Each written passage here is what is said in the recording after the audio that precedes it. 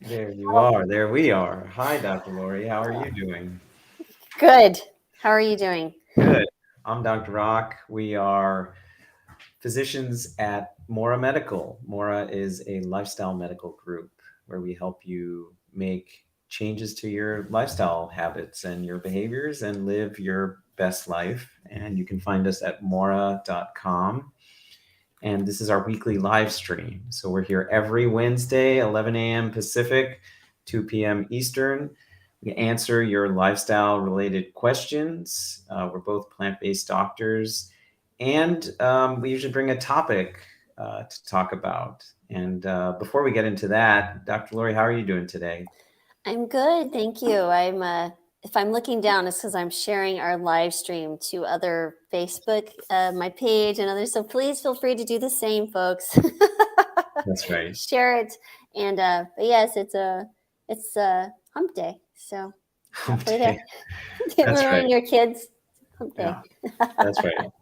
So today I thought we would talk about health myths and kind of myths around just myths around health that we kind of want to go away. Yeah, that'd make life. That would make our life so much easier Oh my goodness! Instead of having the same conversation instead over of and having over. the same conversation over and over again. And you know some of the big ones that Yeah. Let's just I'm go already for it. talking about. We know Yeah, which one you're talking about. yeah. Where am I going to get my The protein protein. from? I was telling my wife about. She asked me this morning. She's like, "What are you going to do?" And I was like, "I think I'm going to talk about this." And she's like, "Oh, let me guess. Where do you get your protein from? Soy is bad for you." And yeah, we can start. We can Oh my start with gosh. those. Um, well, let's now. When I have a patient ask me, I'll just refer them to this Right. live stream. Yes. Let's start with that one. Yeah. What do you say when your patient asks you, because we talk at Mora, we help people eat a more plant-centric diet, a Right. plant-forward diet, because plants are the healthiest things you can eat. Unprocessed plant food is what promotes overall health. Right. And the question I always get asked, I would say 90% of the time, from an individual or patient is where am I going to get my protein from? Hmm. How do you handle that when you, other than Um, like trying to hold your rage? at this point it's just uncontrolled giggles, right? It's that's what I'm trying to keep back. But if you make sense, 10 years ago, 11 years ago when I went plant based, I didn't necessarily have the exact same question. I was just like, what recipes could I get to eat? But then people are saying, well, what about the protein? Because protein is such a focus on so many, you know, um, health blogs, and it's like That's right. marketing, protein. So I just go back and it's like, well, let's point to nature. It's a very simple thing to observe. We've seen horses and cows and elephants and hippos and apes and That's right. these very large mammals that roam the earth. They do not appear to have a protein deficiency, and that's all they're eating is herbivore food. Hence, I'm pretty sure you're going to be okay too. Now, in with a little bit more nuance, I'm like, focus on beans, focus on, your tofus and all those good stuff, your whole grains, because all plant foods have protein. Yes, there's less than some, and we don't require as much protein as we think we do. We do need more than I think some people would suggest, in the sense of, very low protein diet. I'm not in agreement with that, because I think you need, especially if you're getting older, and, prevention of sarcopenia or muscle wasting. And, especially if you're wanting to build strength or muscle mass as we get older, we maybe need to be a little bit more cognizant. Or if you're a smaller human woman, especially with the less appetite, and maybe they want to do more, fruits or veggies. I'm like, well, let's make sure you're getting those beans. And so, there is some discussion and conversation around the nuances of each individual need. But overall, if you're eating, a cup of beans a day, some soy milk, whole grains, you're probably going to be okay. Yeah, nuts and seeds. Yeah, I like to point out the grass-fed cow. not that I eat grass-fed beef, but many people do, and Yeah. so where's that sort of, oh, they're getting it from grass, right? That all Yeah. amino acids actually originate From from plants. plants, from Yeah. plants, and in eating, and I want to say we don't when patients ask me this when they come to us, they're like, oh, you're going to ask me to be vegan, and I say, no, that's not the point. The point is that the bulk of your diet, like 90% of your diet, can encompass whole unprocessed plant-based food. That's going to fuel your best health.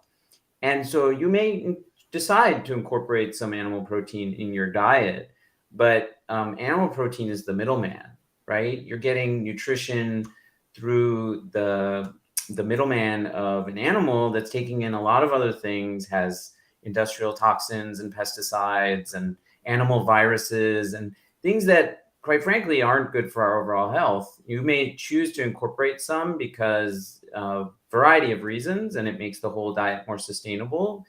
But I like to sort of unveil that it's like, you're not, a medium-sized baked potato has 8 grams of protein. Like, I don't know where. Well, we could get into where that came from. We won't do that. I hear you. I hear you. So, I mean, no, I appreciate you saying that, you could do the 10%, but I'm like this in my mind. I'm like, is it actually incorporating animal products actually making a diet more sustainable? I would argue not, right? Because there's expense with these animals.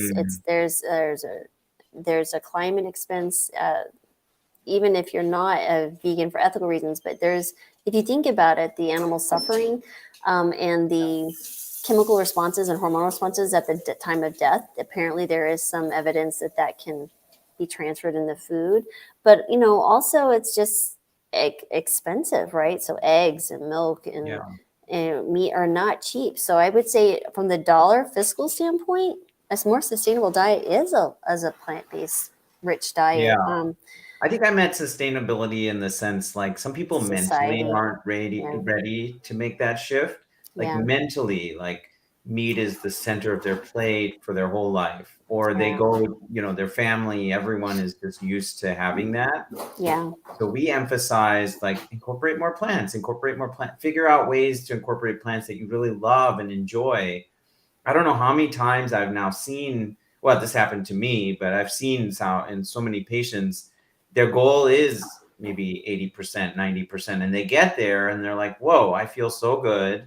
Actually, I enjoy this food. I think I enjoy it more. And just like you're saying, it's cheaper. Yeah. And so the allure, the thing I thought I liked, you get disillusioned by it.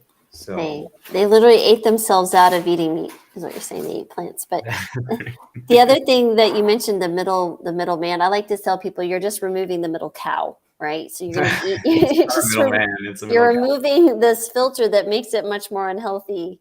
So let's go get the pristine packaged protein versus the protein that's been.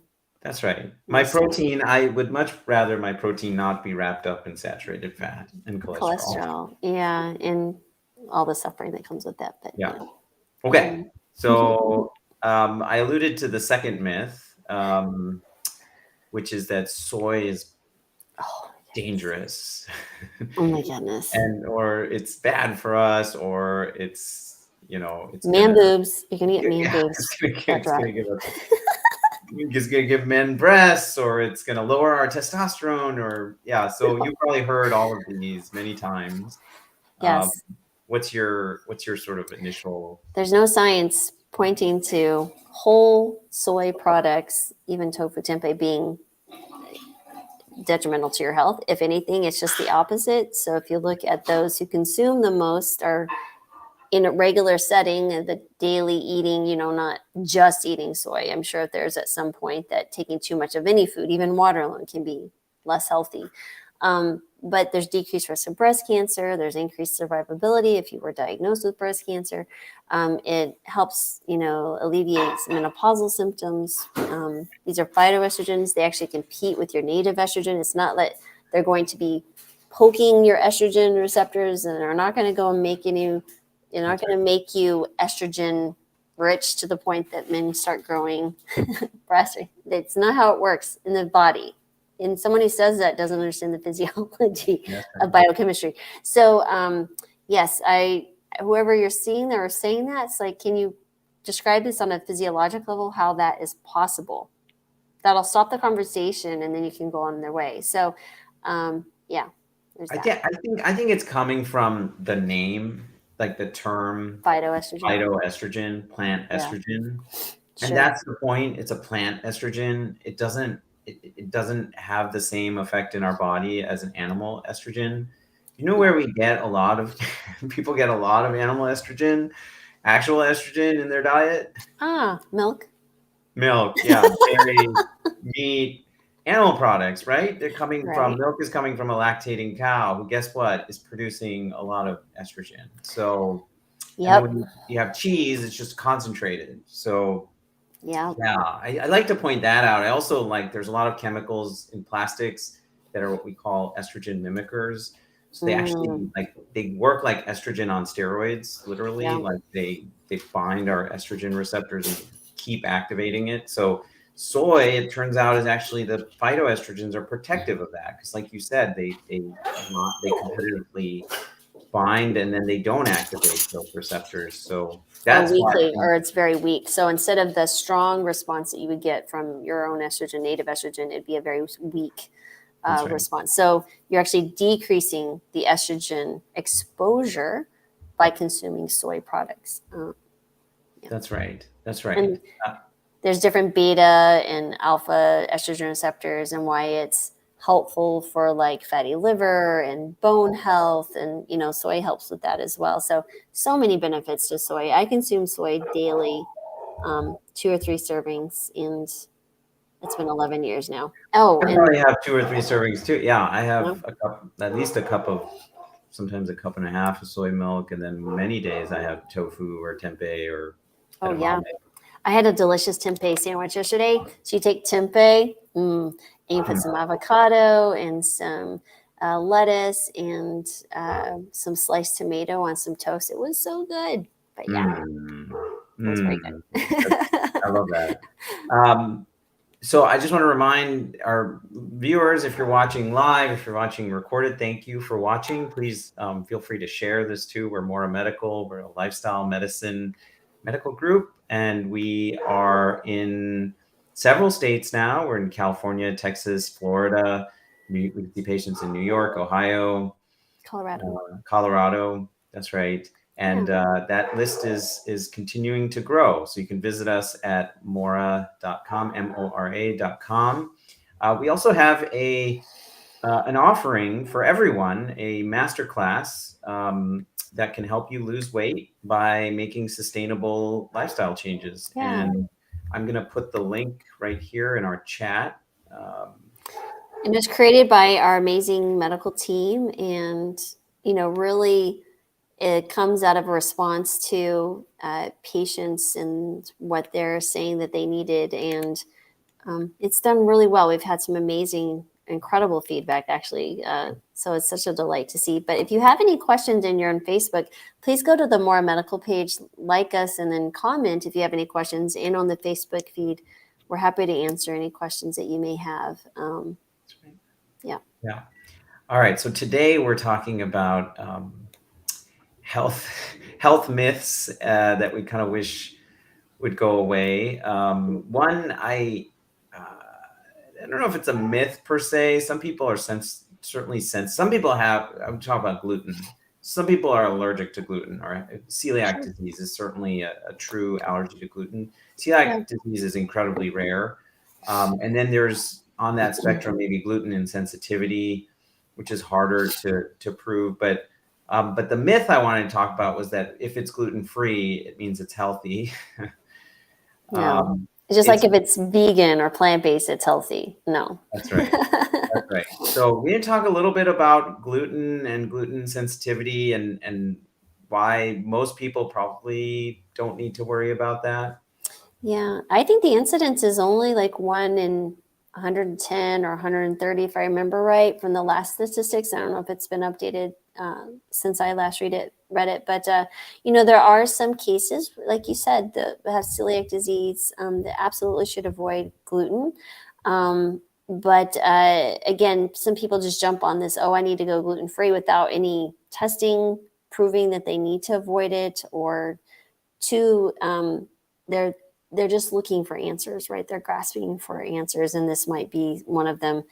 But oftentimes then they'll move to the processed gluten-free junk food. Yeah, it's not good. I bought a bag of avocados the other day that Mm. advertised it was gluten free. Wait, they said the avocado was Avocados are gluten-free? gluten free, So and somewhere in their marketing research, they found that yeah, that's a message that people will resonate with and will it buy it. resonates with people. And if you go down Oh my the goodness. cracker and chip aisle now, there's so many processed food products that are advertising that they're gluten free. And the danger here is that there's this allure, there's this myth, the myth that you're getting something healthy because it doesn't have gluten, when actually some of the healthiest foods, whole grains, and have gluten in them. That's where, and gluten is a protein, and it can be increased when you sort of knead the bread. That's what makes kind of breads kind of stretchy, and the dough kind of stretchy, and gives lift and rise to the bread. And most people, while we were talking, I just looked this up. You're right. It's about 101 in 130 people that have celiac. And gluten insensitivity is just very controversial, but maybe half of that or less might have true gluten insensitivity, which is a really hard thing to prove. Often I see patients who have eliminated gluten, but they've eliminated a lot of like processed flour, processed grain from their diet. And then they say, I feel better. And the truth is, like, we all actually would feel better if we remove processed grain Right. from our Exactly. diet. That's right. Exactly. Yeah. Okay. Well, we've talked about nutrition a lot. Let's maybe, I don't know, what's a myth that you have encountered? I would say if you're going to be starting to think about in the lifestyle realm, that people can exercise their way to health. I mean, granted, exercise is very important. Even if you're not eating healthy, movement is always a plus, and you'll see some benefit to it. But the old saying goes, you can't out exercise a bad diet, and you really need to think about it as these are like a hand and a glove situation, right? They go perfectly well together. And so, yes, you want to do some movement, but you also want to focus on a healthy diet, or at least moving towards a healthier diet as your journey progresses, because that's when you're going to start seeing the health benefits that you're seeking. And people, then the other thing to this is the one that's along with that is, oh, I've tried every diet. I'm like, no, you haven't tried every diet. Because if you had tried a whole food plant-based diet and incorporated it into your life, or given it a long enough time, you will see benefit. And so, and I'm having been a doctor for 20 years, I will tell you, I've had this conversation thousands of times, and I'm not exaggerating when I say thousands of times. That is the case. People say they've done this and they're just frustrated. And yeah, those are my two I other hear that. thoughts on that. Yeah, I worked as a hospital doctor for over a decade, and I don't know how many times actually on our our cardiology service that I admitted, I can think of just several that resonate with me, like people who are marathon runners or Wow. super active, super fit, and then when I would talk to them like after their surgery or after their procedure about diet was sort of an afterthought. Yeah. And that is, I think, exemplary of the point you're making. But so many, often people think the two go hand in hand. If someone's so fit and active and they're running or they're doing all these things, it's very often the case, but often that may be blessed with genetics where they don't gain weight, and weight isn't the only part of the story. Yeah. And in that sense, this inflammation is occurring from their diet at every meal, and then it leads to chronic disease over time. That's what we're seeing. No, exactly. You looking from the outside package, you can be deceptive, right? And so, their metabolic health is is something that needs to be evaluated. You check your cholesterol, check your A1C, check a fasting blood sugar. These are simple things. Make sure your blood pressure is checked once a year. And just, take inventory of, I would say, and even it's not even so much worrying about the plant foods as how much fiber are you intaking daily? How many grams of fiber? These are some pretty weak statistics that you'll see in the United States. We're getting 12 to 15 grams a day on average. And do you that's, know the two sources that they're coming from? yeah, French fries and potato chips or something like that. Yeah, potatoes and tomatoes. Tomatoes. Okay, perfect. Yeah, Yeah. French So fries and ketchup and pizza sauce.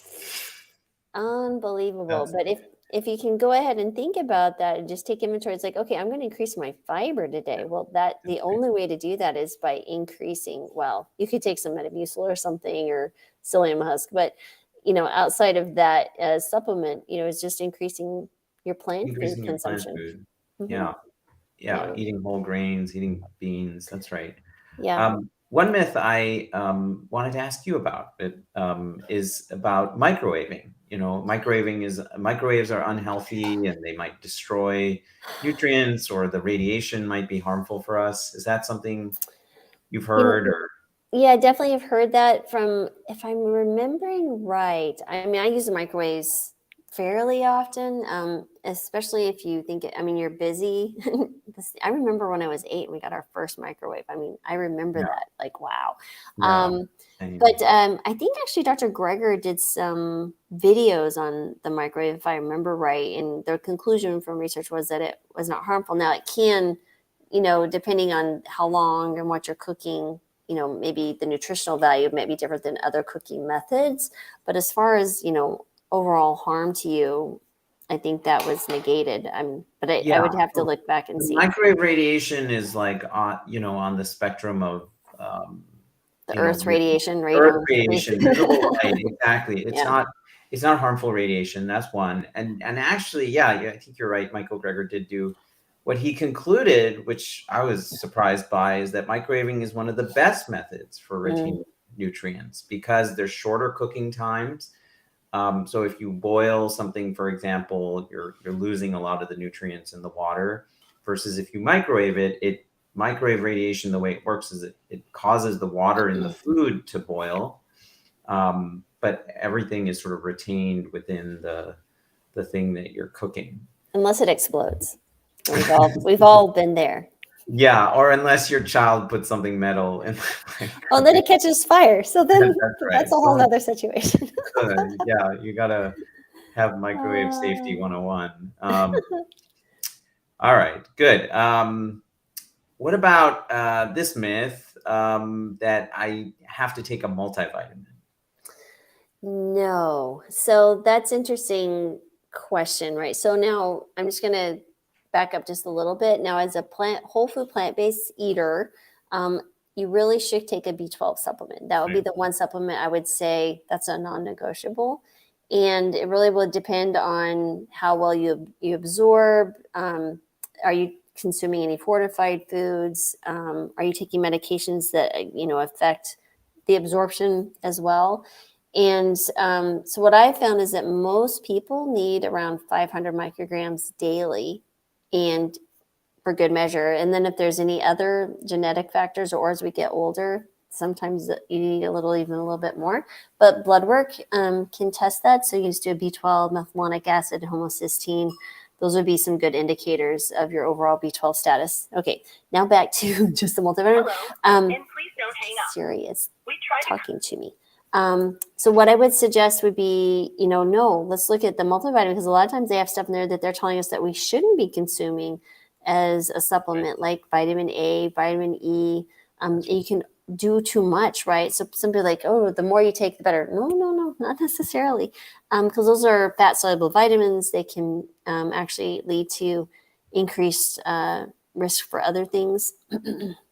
And so, don't just take a multivitamin for good measure. Now, if I have someone who's malnourished, or, that's a separate issue, right? That, again, it really is personalized, but the majority of people just need to be cognizant of a few things. In my mind, what I would say consider, of course, is B12, vitamin D. And then I take algae omegas. And, there's some interesting research on Alzheimer's with higher levels of omega-3s, decreasing risk for dementia, future dementia risk. So those are the three that I personally take, and some like turmeric and other things like that. But for the majority, I think most people could do fine, just at least on the B12 and vitamin D minimally, but consider the omegas if you don't eat a lot of nuts or seeds or ground flax or something like that. That's right. Yeah, I think also there's this tendency for, the supplement companies certainly Sure. want you to believe that supplements can substitute for your other choices, right? Right. So if you're not, but the truth is your body absorbs nutrients from food much more efficiently than from supplements. And that's That's sort true of too. how nature designed these food packages, fruits, vegetables. You're not just getting one thing from the plant, you're getting hundreds of things, and they're working in concert with each other. So supplements are sort of, I think, well intentioned, and marketed in such a way. But the other thing I would point out is that many supplements don't actually contain the thing that they said Right. they contain. Yeah, So, no, go ahead. yeah, I was going to say there's a great resource. It's called consumerlab.com. So I love it because it's non-commercial. They go and test different brands of vitamins. They write some cool articles, and they go and test these different things, looking for contaminants, or is what they actually say on the label actually in the supplement. And it's been quite enlightening, some of the things that I've found. And so when I make particular suggestions on brands, oftentimes I'll have done my research with consumerlab.com. But yeah, you're exactly right. There may be some really interesting things. And they even do some food products like ground flaxseed, for example, because people are like, oh, I'll get my omegas from ground flaxseed. But certain brands, the ones that we get at Whole Foods, are high in certain contaminants like cadmium. And yeah, so I was like, well, I actually changed brands from what I thought would be a reputable brand. And I was like, holy moly. What's that website again? Consumerlab.com. Consumerlab.com. Yeah, and it's well worth paying for their. Let me see. I think it's consumerlab.com. Yeah, it's worth the paying for the annual fee if you do a lot of research or want to dig into the science. Carl asks, any thoughts on selenium and iodine? Yeah, so I have thoughts. I don't know, Rock, if you want to. Go ahead. No, okay. Yeah. You take one and I'll take the other. Okay. Well, yeah, selenium, first of all, eat one Brazil nut a week. You'll be fine. And if you don't want to do a Brazil nut, you're most likely going to be fine in other nuts and seeds. And honestly, I've used to check selenium regularly. The only thing I've ever seen was elevated selenium levels. I never saw a deficiency. I think it's hard to be deficient in selenium. Now, iodine is a separate issue. I do have clinical cases about to talk about that, but if you wanted to address that, No, go ahead. Well, I was going to say about selenium. Yeah, it's first of all, we need very trace amounts of it. Yeah. Brazil nuts. In fact, if you ate a Brazil nut a day, you would get too much. Too much. Yes. That's the thing. And I've seen people munching on Brazil. Yes, I know. I was like, stop. No, you actually, half a Brazil nut is like even almost too much. So much selenium. So you can there are trace amounts of selenium in like you said, nuts, seeds, even whole grains. Brown rice has selenium. So yeah, I totally agree. And then with iodine, you said you've seen patients. Yeah. So but it's not so much. There's two places to think about. So iodine most of the time comes from iodized salt in the Americas, because there used to be a deficiency until I think it was 1994, 95, where they passed where they would make salt where there's iodine along with the salt, the sodium chloride. So then we became less deficient and we wouldn't get goiters. So there's this thing that occurs in the thyroid that the thyroid takes up the iodine and creates its hormones, and that's why you need iodine. But so now we have two things occurring. So we have people going to these other types of salt that are they don't have iodine fortification, right? And so they're not iodized salts, so they're not consuming salts maybe they're doing it in other places. But if I have someone who's a whole food plant-based eater and what they call, salt, oil, and sugar free, these are very restrictive diets. And I'm not saying they don't have their place, but what I do say, especially if you have someone with hypertension, right, you want to be mindful of your salt consumption. And so if you're not consuming salt, you may not be consuming iodine. And with that, I've seen cases, more than a few, of hypothyroidism. So someone goes on a whole food plant-based diet, they become slightly hypothyroid from lack of iodine, and we measure their iodine, which the way you should be testing is a 24-hour urine collection. Don't do the blood test. Don't do a spot urine. You have to collect your pee in a jug for 24 hours. Turn it in. That's the correct way to do it, because you'll have different levels throughout the day. So you'll want to collect a 24-hour urine sample and then determine, like, oh, wow, yes, I'm iodine deficient. And most of the time, these are my super duper healthy eaters, so to speak. And then we just do a very small amount of iodine. And so again, this comes to the personalized medicine piece of it.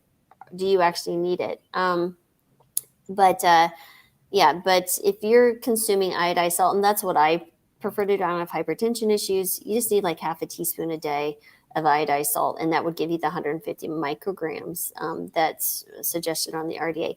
And you replace that if you become hypothyroid. Most people, we retest 4 weeks, 5 weeks later, they're fine. So again, iodine and these really restrictive whole food plant-based diets. And again, sometimes that's a requirement or need, but it can have some other consequences. Totally. Yeah. I mean, I remember thinking this several years ago. I was like, oh, now we only use sea salt. And now I've switched back to, and we don't use a lot of salt, just a little, but I also have now incorporate nori, seaweed. Seaweed. I will just have flakes that I put in dishes and food like that. But see, I like how you said that, right? You said flakes, right? Because the other thing is you become iodine excess, right? And then you can also have thyroid issues from taking in too much iodine. So don't just eat sheets and sheets of nori. I personally don't like the fishy taste. I never have. So that was not going to be something that I would be able to consume. But I'm happy to put, I love salty flavors. My Achilles heel is like chips and salsa. So it's that saltiness. But yeah, that would be my thoughts and suggestion for you. Test, don't guess. That's right. Okay. Well, we're about at the half the hour, and I just want to again thank you, Dr. Lori, and thank everyone who's watching either live or recorded. Remind you that we're Mora Medical. You can find us at mora.com. And if you're looking for a plant-based doctor, if you're looking for someone who is right there along you just to help you make choices and improve your overall health and navigate your healthcare decisions with a lifestyle lens, with a plant-based lens, that's what we're here for. We can see you with one-on-one visits. We also have weekly group visits, which are really powerful. You get not just an hour with a physician, but also time with other individuals that are also trying to promote their long-term health. There's this power in coming together. There's group accountability. It's quite incredible. So we encourage you to check us out and share this stream and share our services with others. And anything you'd like to say, Dr. Lori, to our viewers before we sign off? Yeah, no, it's a wonderful thing. And if you are struggling with the accountability or feel alone in your journey, that's where the group medical visits are really super helpful. But we do individuals too, but we also utilize that insurance piece, right? And so we just really want to make this affordable as possible for you.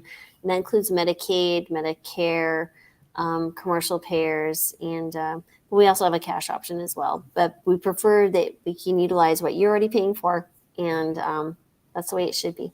Yeah, and I would say the last myth maybe I'll mention before we sign off is that you know, the healthcare system will keep you healthy. You mean our And sick care system?